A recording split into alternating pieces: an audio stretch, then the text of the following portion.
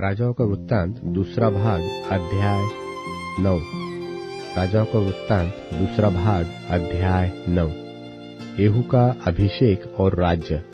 तब एलीशा भविष्यवक्ता ने भविष्यवक्ताओं के चेलों में से एक को बुलाकर उससे कहा, कमर बांध और हाथ में तेल की यह कुप्पी लेकर गिलाद के रामोत को जा और वहां पहुंचकर येहू को, जो यहोशापात का पुत्र और निमशी का पोता है, ढूंढ लेना।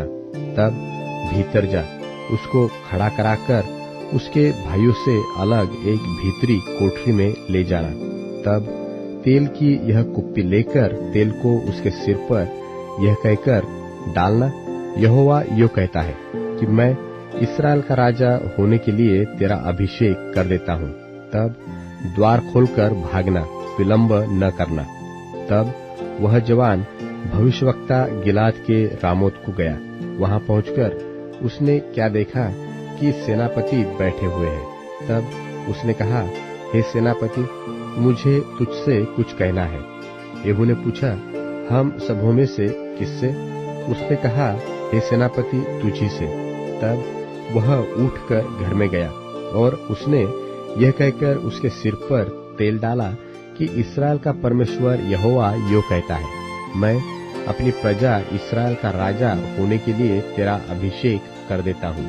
तो तू अपने स्वामी अहाब के घराने को मार डालना, जिससे मुझे अपने दास भविष्यवक्ताओं के वरन अपने सब दासों के खून का, जो इजाबेल ने बहाया, पलटाल मिले, क्योंकि अहाब का समस्त घराना नाश हो जाएगा और मैं अहाब के वंश के हर एक लड़के को और इज़राइल में के क्या बंद हुए क्या स्वाधीन, हर एक को नाश कर डालूंगा। और मैं अहाब का घराना नबात के पुत्र यरोबाम का सा और अहिया के पुत्र बाशा का सा कर दूंगा, और इजेबेल को इज़राइल की भूमि में कुत्ते खाएंगे और उसको मिट्टी देने वाला कोई न होगा।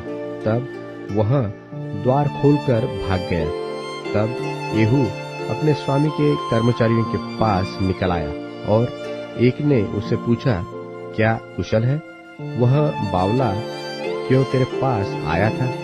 उसने उससे कहा, तुमको मालूम होगा कि वह कौन है और उससे क्या बातचीत हुई। उन्होंने कहा, झूठ है, हमें बता दे। उसने कहा, उसने मुझसे कहा तो बहुत, परंतु मतलब यह है कि यहोवा यो कहता है कि मैं इस्राएल का राजा होने के लिए तेरा अभिषेक कर देता हूँ। तब उन्होंने झट अपना वस्त्र उतारकर उसके नीचे सीढ़ी ही पर बिछाया और नरसिंगे फूंककर कहने लगे, येहू राजा है। यो येहू, जो निमशी का पोता और यहोशापात का पुत्र था, उसने योराम से राजद्रोह की गोष्ठी की। योराम तो सब इस्राएल समेत अराम के राजा हजाएल के कारण गिलाद के रामोत की रक्षा कर रहा था।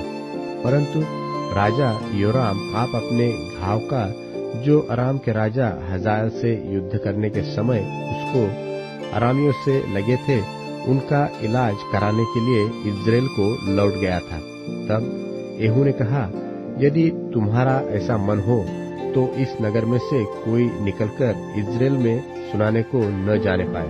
तब येहू रथ पर चढ़कर इज़राइल को चला जहां योराम पड़ा हुआ था, और यहूदा का राजा अहज्याह योराम के देखने को वहां आया।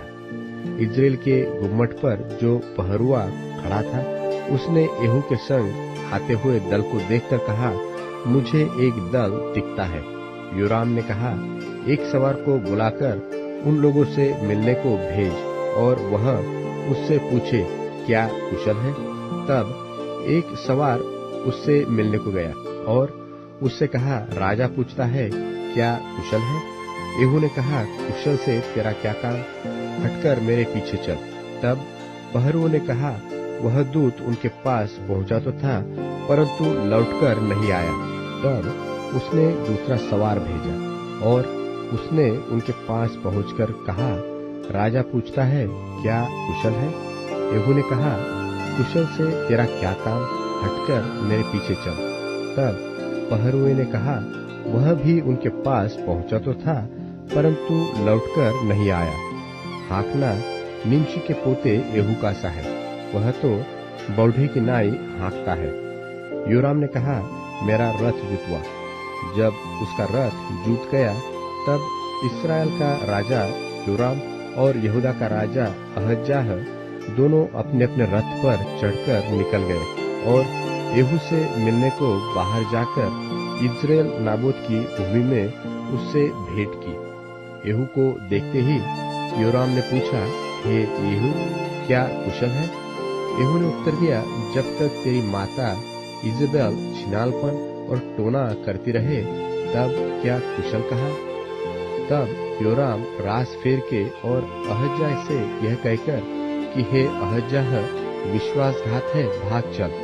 तब यहू ने धनुष को कान तक खींचकर योराम के पखौड़ों के बीच ऐसा तीर मारा कि वह उसका हृदय फोड़कर निकल गया और वह अपने रथ में झुककर गिर पड़ा। तब यहू ने बीतकर नाम अपने एक सरदार से कहा, उसे उठाकर इजरायली नाबोती की भूमि में फेंक दे। स्मरण तो कर कि जब मैं और तू हम दोनों एक संग सवार होकर उसके पिता अहाब के पीछे पीछे चल रहे थे, तब यहोवा ने उससे यह भारी वचन कहवाया था कि यहोवा की यह वाणी है कि नाबोत और उसके पुत्रों का जो खून हुआ उसे मैंने देखा है, और यहोवा की यह वाणी है कि मैं उसी भूमि में तुझे बदला दूंगा। तो अब यहोवा के उस वचन के अनुसार उसे उठाकर उसी भूमि में फेंक दे। यह देखकर यहूदा का राजा अहज्याह बारी के भवन के मार्ग से भाग चला और यहू ने उसका पीछा करके कहा, उसे भी रथ ही पर मारो। तो वह भी इबलाम के पास की गुर की चढ़ाई पर मारा गया और मगिद्दो तक भागकर मर गया। तब उसके कर्मचारियों ने उसे रथ पर यरूशलेम को पहुंचाकर दाऊदपुर में उसके पुरखाओं के बीच मिट्टी दी। अहज्याह तो अहाब के पुत्र योराम के 11वें वर्ष में यहूदा पर राज्य करने लगा था। जब यहू इजराइल को आया, तब इजेबेल यह सुन अपनी आंखों में सुरमा लगा अपना सिर सवार कर खिड़की में से झांकने लगी। जब यहू फाटक में होकर आ रहा था, तब उसने कहा, हे अपने स्वामी के घात करने वाले जिमरी, क्या कुशल है? तब उसने खिड़की की ओर मुंह उठाकर पूछा, मेरी ओर कौन है? कौन? इस पर 2-3 खोजों ने उसकी ओर झांका। तब उसने कहा, उसे नीचे गिरा दो।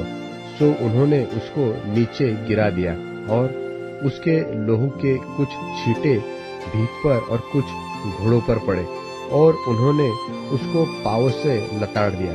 तब वह भीतर जाकर खाने पीने लगा और कहा, जाओ उस श्रापित स्त्री को देख लो और उसे मिट्टी दो, वह तो राजा की बेटी है। जब वे उसे मिट्टी देने गए, तब उसकी खोपड़ी, पाँव और हथेलियों को छोड़कर उसका और कुछ न पाया। सो उन्होंने लौटकर उससे कह दिया।